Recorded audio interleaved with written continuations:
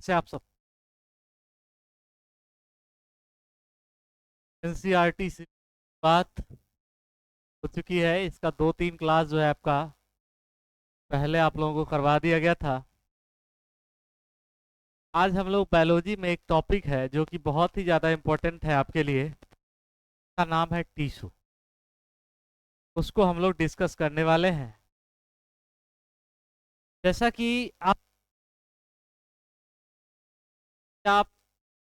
सरकारी एग्जाम की तैयारी कर रहे हो और साइंस उसके पीछे पूछा जाता है, तो आपको एनसीईआरटी पर पकड़ बनानी जरूरी है। अगर आपका एनसीईआरटी अच्छा होगा तो आप 30 से 40% सवाल आप देखेंगे कि एनसीईआरटी के जो होते हैं डायरेक्ट ऑप्शन वाइज आ जाते हैं, तो आप अच्छे से करेंगे। आपका काम जो है आसानी के साथ हो जाएगा। उसी कड़ी में हम लोग साइंस का एक चैप्टर का नाम क्या है, तो हम लोग डिस्कस करने वाले, ठीक है ना। तो आइए आज के सेशन की शुरुआत हम लोग बहुत ही बेहतरीन तरीके से करेंगे। पहला क्लास 6 से लेकर बायोलॉजी,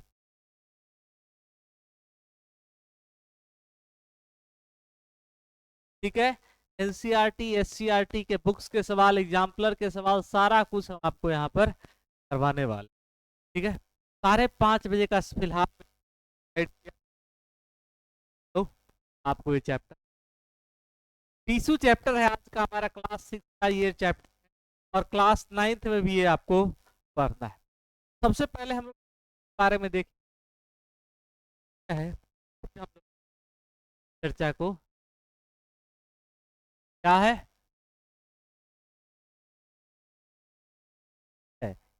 तो इसको हम लोग उत्तक बोलते, ठीक है। जब समान कोशिकाओं के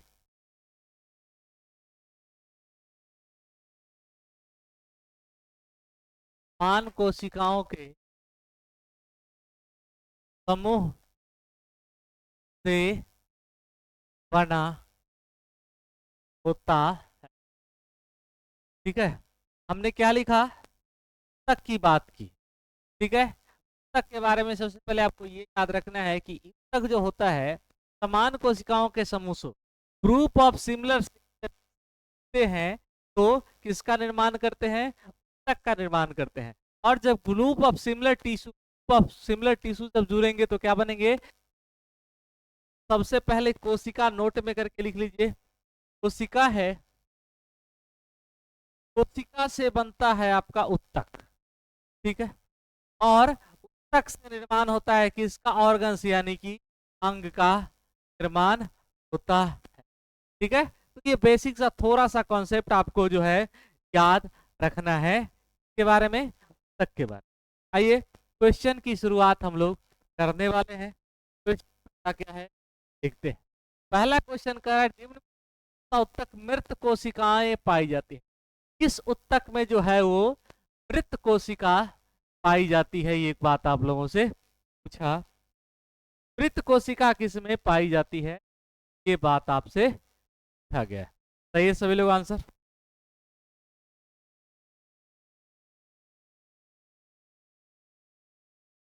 दृढ़ उत्तक, स्क्लेरन कायमा। स्क्लेरन कायमा एक उत्तक होता है जिसको हम लोग हिंदी में दृढ़ उत्तक के नाम से जानते हैं। इसमें जो है मृत कोशिकाएं पाई जाती हैं। ऐसा क्या है कि इसमें मृत कोशिकाएं पाई जाती है, तो लिख लीजिएगा, में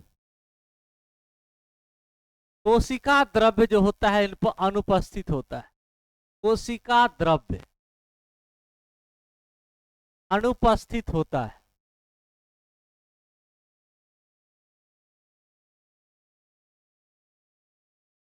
इसमें जो हमारा दृढ़ ऊतक है स्क्लेरन कायमा, स्क्लेरन कायमा में जो होता है आपका कोशिका द्रव्य जो होगा वो क्या होगा, अनुपस्थित होता है, जिसके कारण इसमें मृत कोशिकाएं पाई जाती है। कोशिका द्रव्य क्या है, साइटोप्लाज्म जो है वो जीवन का आधार है, और जब वो साइटोप्लाज्म अनुपस्थित होगा तो जो हमारा सेल हो जाएगा, क्या हो जाएगा, हमारा डेड सेल हो जाएगा। और डेड सेल अगर उसमें उपस्थित है तो उसको हम लोग दृढ़ उत्तक यानी कि स्क्लेरेनकाइमा के नाम से इसको हम लोग जानते हैं। यह उत्तक को क्या करता है, पौधे को कठोरता तथा लचीलापन प्रदान करता है। इसके लिए यह पौधे को कठोरता भी देता है। क्या देता है, कठोरता तथा लचीलापन। क्या देता है, कठोरता तथा लचीलापन जो है वो प्रदान करता है। हो जाएगा सभी लोगों का ऑप्शन नंबर 2, दृढ़ तक स्क्लेरेनकाइमा। पूछेगा कि जो मृद उत्तक है वो आखिरकार मृत क्यों होता है, तो उसमें जो है कोशिका द्रव अनुपस्थित होता है। इसका फंक्शन क्या है कि यह पौधे को कठोर और लचीला बनाने का कार्य करेगा। ठीक है, चलिए नेक्स्ट क्वेश्चन देखते हैं। नेक्स्ट क्वेश्चन क्या है, देखिए गलत वाक्य को हम लोग यहाँ पर आइडेंटिफाई करना है, बात क्या। ठीक है, तो सही आंसर क्या हो जाएगा सभी लोग, मृद उत्तक उत्तक में अंतर कोशिकीय स्थान होता है, ये बात सही बात है। जो हमारा स्क्लेरेनकाइमा है इसमें इंटरमॉलिक्यूलर जो है स्पेस होता है, इंटरसेलुलर स्पेस जो है वो होता है। पैरेनकाइमा में क्या होता है, इंटरसेलुलर स्पेस। स्थूल कोन उत्तक यानी कोलेनकाइमा में अनियमित रूप से मोटे हो जाता है, बिल्कुल जो होती है किसके कारण होती है, कोलेनकाइमा के कारण होती है। शीर्ष और अंतर विभाजित तक अस्थायी उत्तक होते हैं, गलत बात है, यही आपको चुनना है। देखिए ऐसे लिखिए, उत्तक जो है पादप उत्तक की हम लोग बात कर, पादप उत्तक को दो प्रकार में तोड़ा गया है। ठीक है, एक आपका है परमानेंट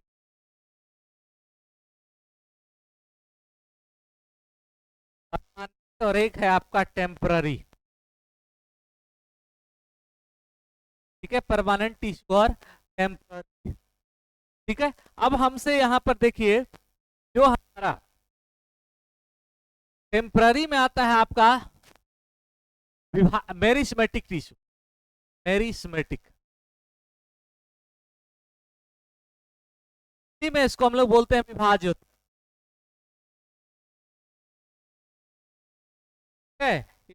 बोलते हैं विभाज्य उत्तक बोलते हैं। अब इसी का जब 3 पार्ट करेंगे तो हमारा आएगा एपीएल, लेटरल और इंटरसेलुलर। शीर्ष विभाज्य उत्तक, पार्श्व विभाज्य उत्तक और अंतःकोशिकीय विभाज्य उत्तक, ये 3 प्रकार के उत्तक है। तो ये किसका पार्ट है, टेम्पररी टिश्यू का पार्ट होता है। लेकिन यहाँ पर क्या दे रखा है कि अस्थायी उत्तक यानी परमानेंट टिश्यू का ये पार्ट नहीं होता है। तो यही आपका जो आंसर हो जाएगा ऑप्शन नंबर 3 का भी आ जाएगा का सही, और सही आंसर आ गया। क्लियर है, चलिए भाई अगले क्वेश्चन देखिए। तने की परिधि निम्न में से किसके कारण होती है, ये क्वेश्चन आप लोगों से पूछा गया है। देखिए अभी जस्ट हमने आपको बताया था विभाज्य तक, मेरिस्मेटिक टिश्यू को जब हम लोग तोड़ते हैं 3 पार्ट में तोड़ लेते हैं जब जरूरी पड़ा है, तो विभाज्य तक जो है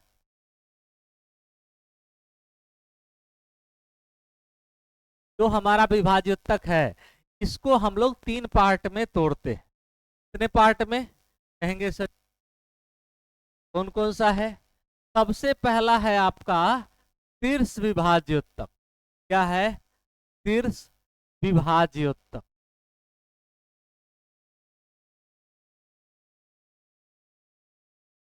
दूसरा है आपका पार्श्व विभाज्योत्तक, पार्श्व विभाज्योत्तक।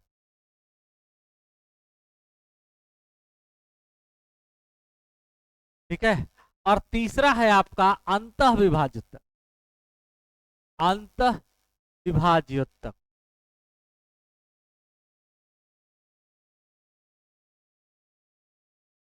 ठीक है, तो क्या बोलते हैं हम लोग, अंतः विभाज्योत्तक।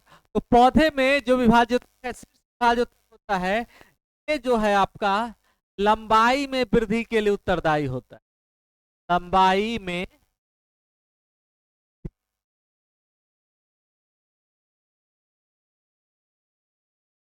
तब में शीर्ष विभाजित तक ज्यादा मात्रा में मौजूद होता है, वो पौधे लंबे होते हैं। आपने देखे होंगे कुछ पौधे लंबे हो जाते हैं, यानी उसमें शीर्ष विभाजित तक की मात्रा क्या होती है, ज्यादा होती है। पार्श्व विभाजित तक में लिख लीजिएगा क्या, पौधे की मोटाई के लिए, मोटाई के लिए या फिर तने की मोटाई के लिए ये उत्तरदायी होता है। कौन सा, पार्श्व विभाज द्योतक। अब आइए क्वेश्चन हम लोग आते हैं, हमसे क्या पूछा है, किसके कारण तने की परिधि, यानी किस बात हो रही है, मोटाई का, मोटाई किसके लिए, विभाजक, कहाँ दिख रहा है आपको, ऑप्शन नंबर 2 में, ठीक है, ऑप्शन नंबर 2 में दिख, हाँ ठीक है, ऑप्शन नंबर 2 इसका सही और सही आंसर हो। के लिए ये पार्श्व विभाजोत्तक तने की वृद्धि या फिर मोटाई के लिए, और शीर्ष विभाजोत्तक यहां पर लिख लीजिए लंबाई के लिए। पौधे की लंबाई के वृद्धि के लिए जो है वो शीर्ष विभाजोत्तक जरूरी है। कौन सी कोशिका में कोशिका भित्ति नहीं, कौन सी ऐसी कोशिका है में छिद्रित कोशिका भित्ति जो होती है, यानी कोशिका के अंदर होल जो होता है नहीं होता है, परफोरेटेड सेल वॉल नहीं होता है, उसका नाम है क्या, ट्रैकियार्ड्स। क्या नाम है उसका, ट्रैकियार्ड्स। हिंदी में इसको हम लोग किसके नाम जानते हैं, वाहनिकाओं के नाम से जानते। कहीं से कोई दिक्कत है आप लोगों को, आइए अगले क्वेश्चन। आंत पचे हुए भोजन को अवशोषित करती है, उपकला उत्तक का कौन सा प्रकार इसके लिए उत्तरदायी है, instances of digested food materials, what type of epithelial cells are responsible for that. बताइए जी, कौन सा ऐसा जो हमारा एपिथेलियल है जो कि रिस्पॉन्सिबल है, जो कि इसके लिए उत्तरदायी है, कौन प्रकार की जो उपकला उत्तक है इसके लिए उत्तरदायी होती है, ये क्वेश्चन आप लोगों से पूछा गया है। तो इसका नाम क्या है, कॉल्यूमनर एपिथेलियल। स्तंभाकार उपकला उत्तक एक प्रकार का उत्तक होता है जो कि पचे हुए भोजन को अवशोषित करने का कॉलम बना होता है, कुछ इस प्रकार का कॉलम बना होता है। देखिए ऐसे इसका स्ट्रक्चर होता है। एब्जॉर्प्शन हो गया, मान लीजिए फूड यहां था, ठीक है, फूड यहां था, तो इसमें क्या हो जाएगा, संकुचन होता है, कॉन्ट्रैक्शन और एक्सपेंशन इसमें होता रहता है।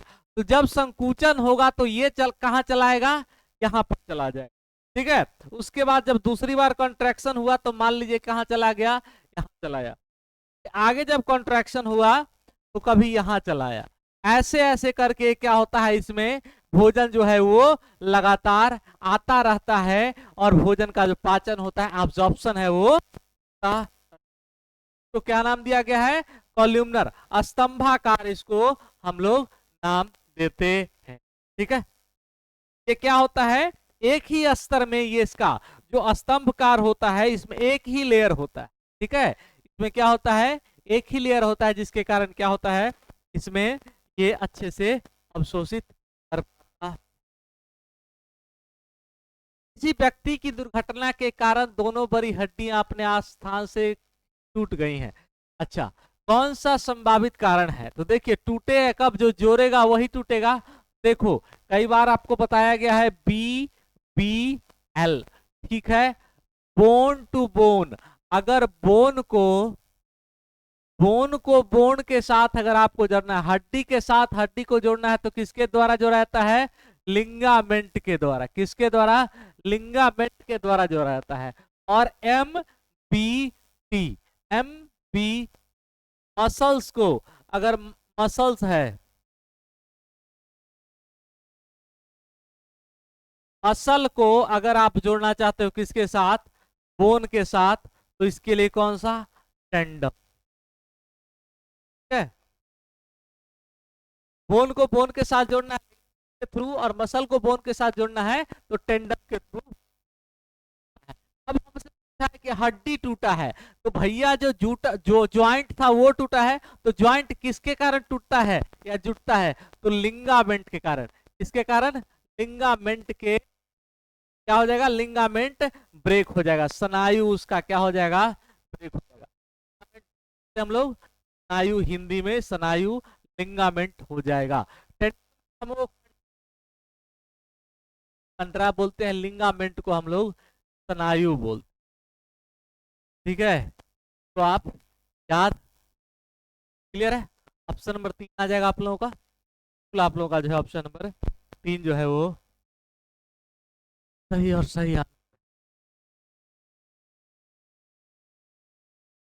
काम करते समय आप अपने हाथ पैर आदि से कौन सा हमारा वो सही है?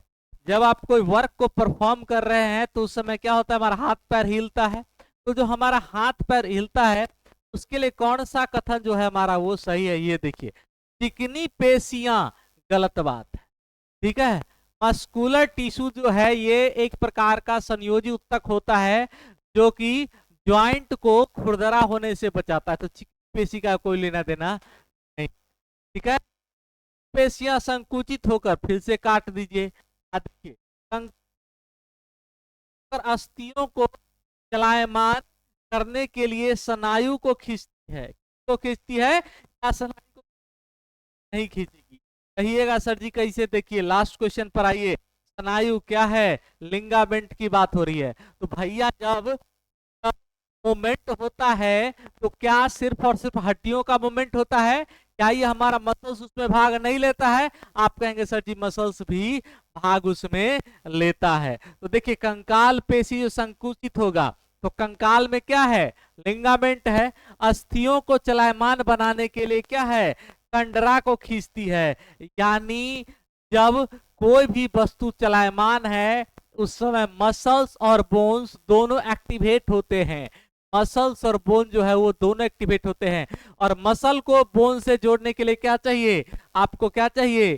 टेंडम चाहिए। क्या चाहिए? टेंडम, जिसको हम लोग कंडरा बोलते हैं। ऑप्शन नंबर 4 आ गया?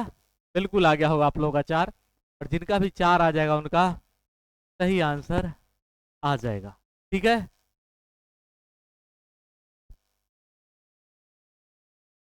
कौन सा पेशी युग्म अनैच्छिक पेशियों के रूप में कार्य है? देखिए दो प्रकार की पेशी होती है। पेशी जो है वो दो प्रकार की है। ठीक है, एक है आपका ऐच्छिक,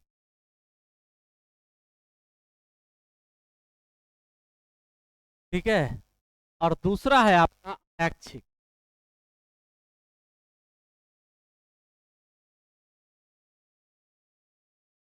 एक है आपका ऐच्छिक, ठीक है ना? अब देखिए, जो अनैच्छिक पेशी है, ठीक है, जिस पर आपका नियंत्रण न हो, जिस पर नियंत्रण न किया जा सके, ऐच्छिक पेशी के पर नियंत्रण न हो, ठीक है, जैसे एग्जाम्पल के तौर पे लिख लिया आपका कार्डिक, हृदय की पेशी पर आपका नियंत्रण नहीं होता है।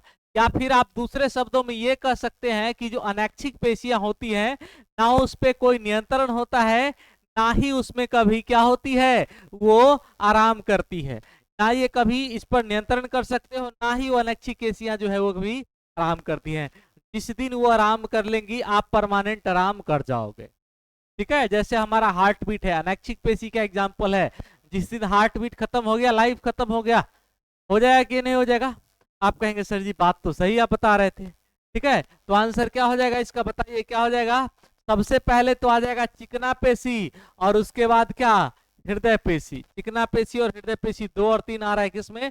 ऑप्शन नंबर सभी लोगों का 2 में आ गया है। और जिनका भी 2 आ गया है उनका सही और सही आंसर आ गया।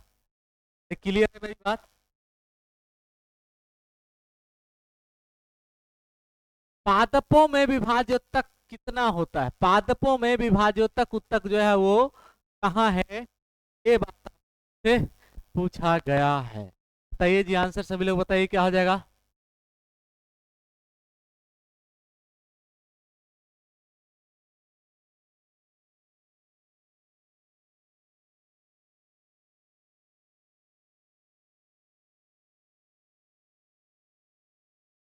विभाजोत्तक, शीर्ष विभाजोत्तक की बात हो रही है। स्थानीयकृत टेम्पररी होता है, ठीक है, सीमित नहीं होता है, ये सभी भागों में पाया जाता है।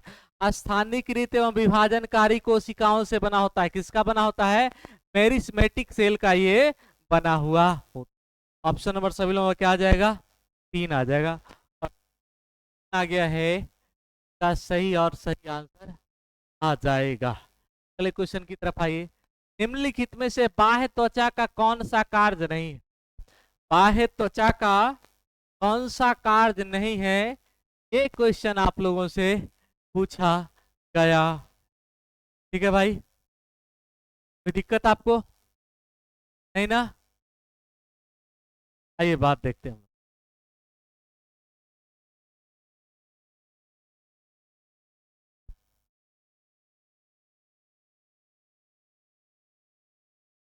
जो हमारा बाह्य त्वचा है, जिसको नाम जानते हैं, एपिडर्मिस के नाम से जानते हैं।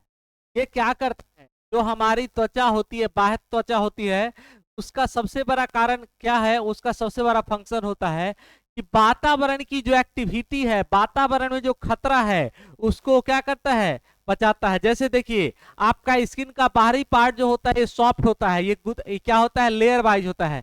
इससे फायदा क्या होता है आपको?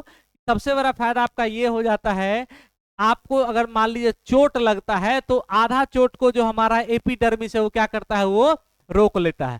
ठीक है, तो ये क्या करता है? प्रतिकूल परिस्थितियों से क्या करता है? आपको बचाव देता है।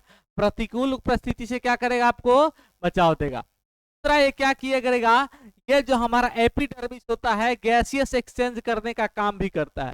ठीक है, एपिडर्मिस जो होता है गैसियस एक्सचेंज करने का काम करता है। और यही अगर बात करेंगे प्लांट टिश्यू में, तो प्लांट टिश्यू में क्या होता है? लीफ में क्या होता है? स्टोमेटा होता है, जो कि गैसियस एक्सचेंज के लिए रिस्पॉन्सिबल होता है। देखिए, जल का संवहन जो है गलत बात है। जल का संवहन क्या है? गलत बात है। आप कहेंगे सर कैसे आपने मार दिया? जल का संवहन करता है तो जाइलम करता है। जल का संवहन कौन करता है? जाइलम करता है।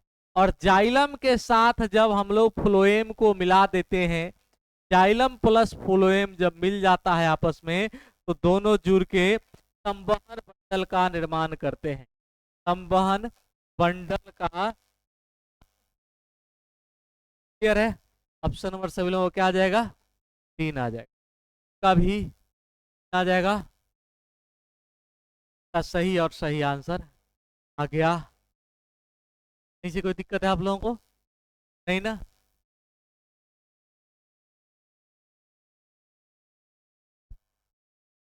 अशुद्ध वाक्य का चयन करना है। सिलेक्ट द इनकरेंट सेंटेंस हम लोगों को पता करना। रुधिर के अधात्री में प्रोटीन, लवण और हार्मोन होता है। ब्लड के मैट्रिक्स में क्या प्रोटीन, लवण और हार्मोन होता है? सही है सभी लोग आंसर। क्वेश्चन नंबर 11 का आंसर बताओ जी। 11 का आंसर सभी।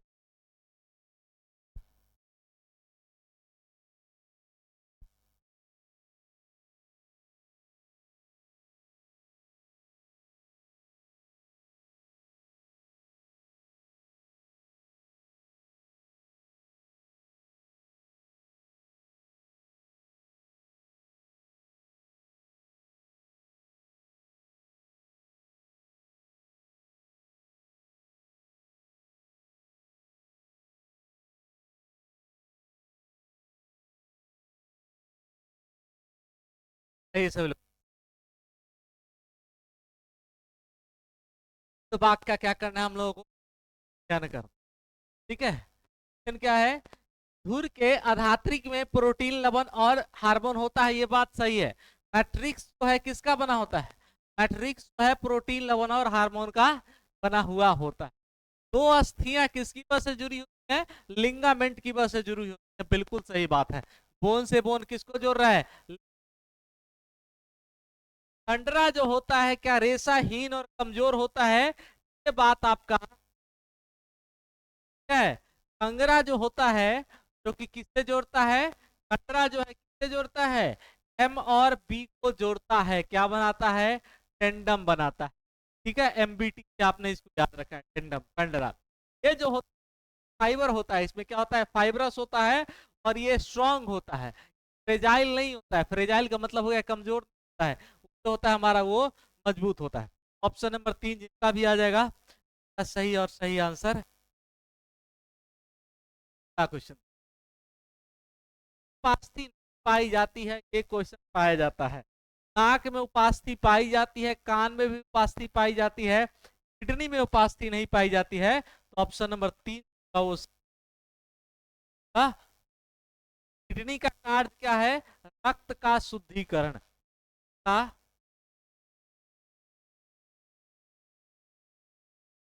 प्यूरिफिकेशन ऑफ ब्लड किसका कार्य है? किडनी का। ठीक है। ताई पूछी जाती है, ताई क्या है?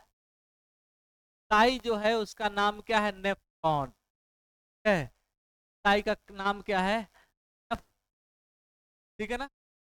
और कान में सबसे छोटी हड्डी होती, सबसे छोटी हड्डी जिसका नाम क्या है? स्टेपिस। कान में सबसे छोटी हड्डी का नाम क्या है? स्टेपिस। कान में कितनी हड्डी है कहीं पूछे तो आप लोग मार दीजिएगा 6।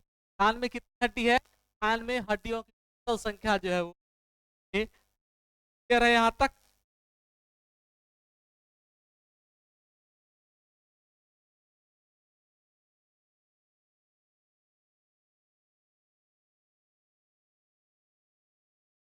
मानव शरीर में बसा निम्नलिखित निर्धारित होती,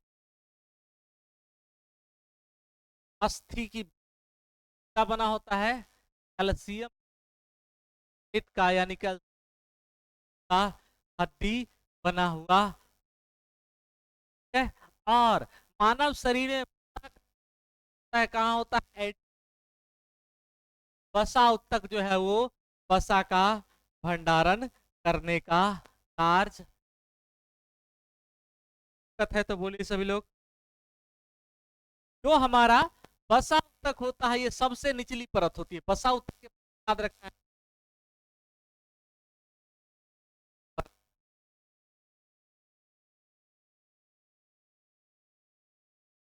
सबसे निचली परत होती है। दिक्कत है आप लोगों को?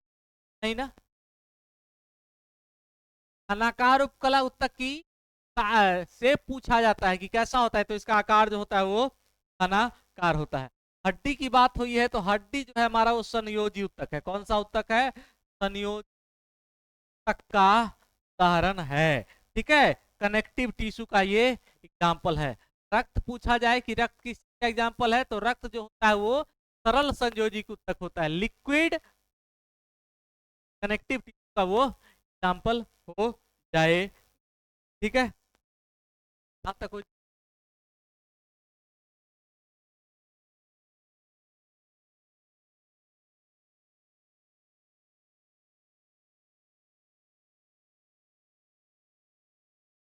अस्थि धात्री में कितनी मात्रा होती है? बोन मैट्रिक्स की बात हुई है, किसकी बात हो रही है? बोन मैट्रिक्स का बात हो रहा है। तो बोन मैट्रिक्स होता है किसका बना होता है? बोन मैट्रिक्स जो है दो, एक तो इसमें क्या होगा? कैल्शियम होगा, और दूसरा इसमें जो होगा वो फॉस्फोरस होगा। पहला क्या होगा? कैल्शियम, और दूसरा क्या होगा? दो चीज करिए हमारा मैट्रिक्स जो है वो बना हुआ। ठीक है। तो देखिए कहाँ है बोन मैट्रिक्स? कैल्शियम और फास्फोरस को वो में दिख रहा है। ठीक है। चलिए, अब एक चीज पूछा जाता है कि हड्डियों का क्षरण या फिर दांतों का क्षरण किसके कारण होता है? तो फ्लू कारण, फ्लूरी कमी के कारण क्या होता है? दांतों का जो है वो क्षरण, है ना। इसको आप लोग याद रखेंगे। आपसे क्वेश्चन पूछा जाता है कि बताइए हड्डियां किसके कारण कमजोर, हड्डियां जो है वो किसके कारण कमजोर? कैल्शियम और फॉस्फेट या फिर फॉस्फोरस की कमी के कारण जो है होती है। ऑप्शन नंबर मार दिया आप लोगों ने, ये आपका और सही आंसर आप लोगों को।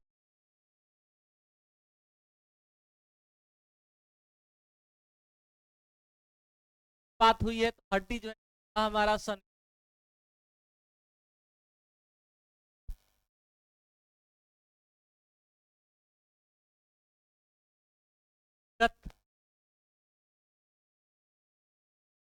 संकुचनशील पाई जाती है?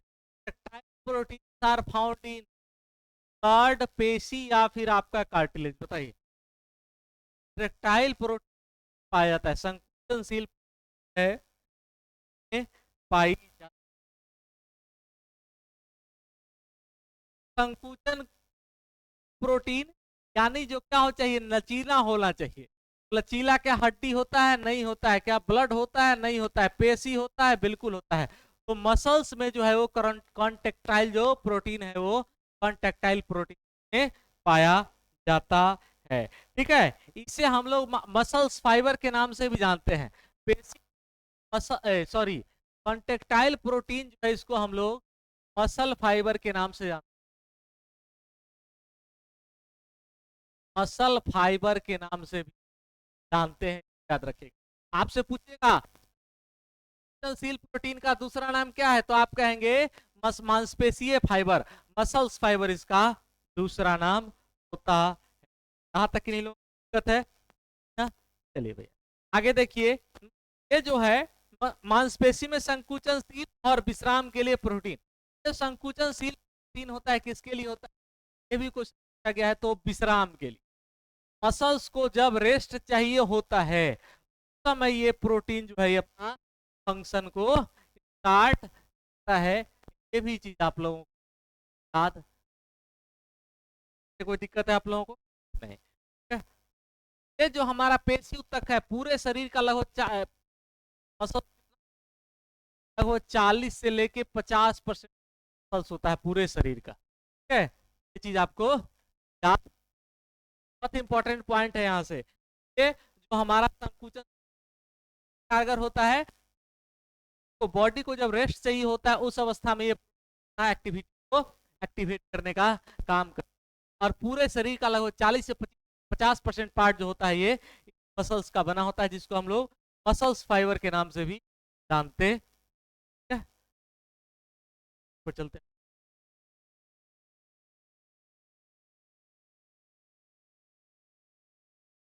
ऐच्छिक पेशी की पाई जाती है।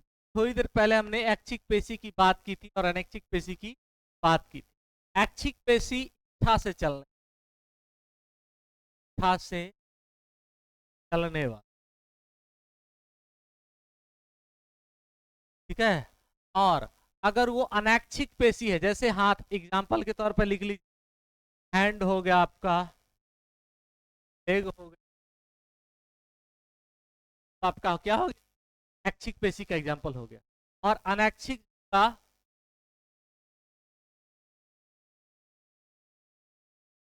बिना इच्छा के, बिना इच्छा या फिर दूसरे बिना रुके हुए,